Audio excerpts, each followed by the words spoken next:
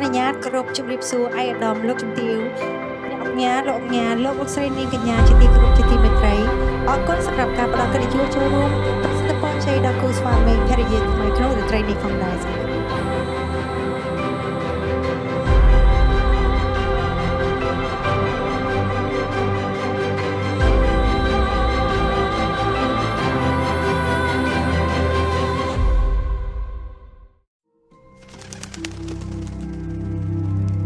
សុភមសតោវរៈមង្គលាជាយេតរេចអាយុដំអូដងពងពោះជួស័កសពពីរំកបកិរិយាមង្គលជ័យនៅក្នុងគណៈដសែនមនោរមនេះបណ្ឌិតកូនប្រុសនាមអមច័ន្ទរតនានិយាយដល់លោកកាលឆ្នាំនេះខែប្រាក់ថ្ងៃឧត្តមសំណាស់បណ្ឌិតសេរីគូនៅសគ្រប់លែនាមហៅថាពុតមារាវី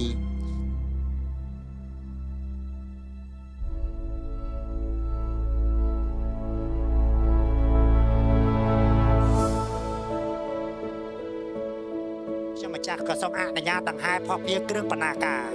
ចេកផលិតពីស្តុកដូងផលិតពីធ្លាយខ្លាយឈើទាំងឡាយទាំងពួងនេះសូមរៀបចំមង្គលការបត្រីរបស់លោកឯបាមារាវីឲ្យបត្រាអ៊ំច័ន្ទរតនាជាមិត្ត100ឆ្នាំជាគូមេត្រីប្តីប្រពន្ធ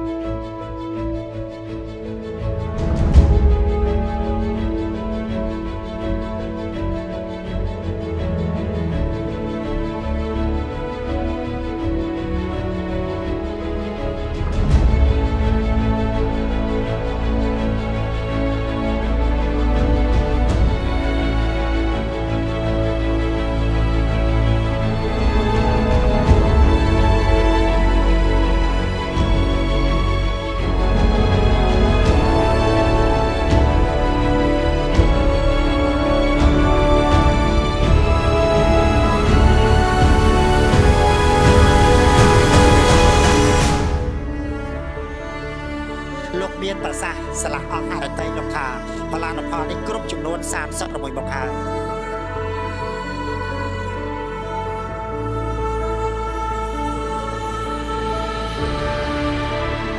លោកមេបាខាងកូនប្រុសលោកមកតាមផ្លូវហើយក៏តម្រូវទៅតាមច្បាប់មានរដាប់ផកភាគ្រឿងបណ្ដាការចេកផលិតពីស្តុកដូងផលិតពីធ្លាយ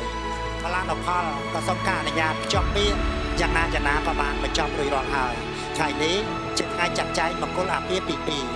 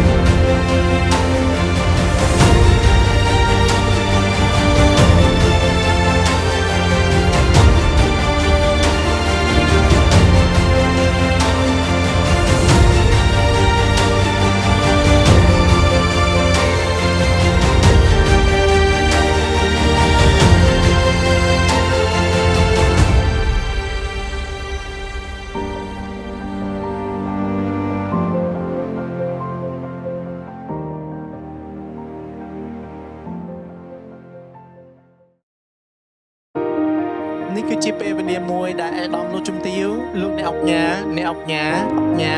លោកស្រីនៅនាងកញ្ញាភ្ញៀវកិត្តិយសទាំងអស់ទន្ទឹងរង់ចាំនៃការធ្វើដំណើរមកកាន់វេទិកាកិត្តិយសពីសំណាក់ទូឯកឧត្តមស្រស់ស្អាតទាំងពីរព្រមទាំងវត្តមានដ៏ថ្លៃថ្លាលោកអ្នកមានគុណយ៉ាងសំខាន់នាពេលវេទិនេះ ជាដំបូងសូមអរគុណដល់ព្រះមហាទេសង្ឃាដែលបានតការឲ្យកូន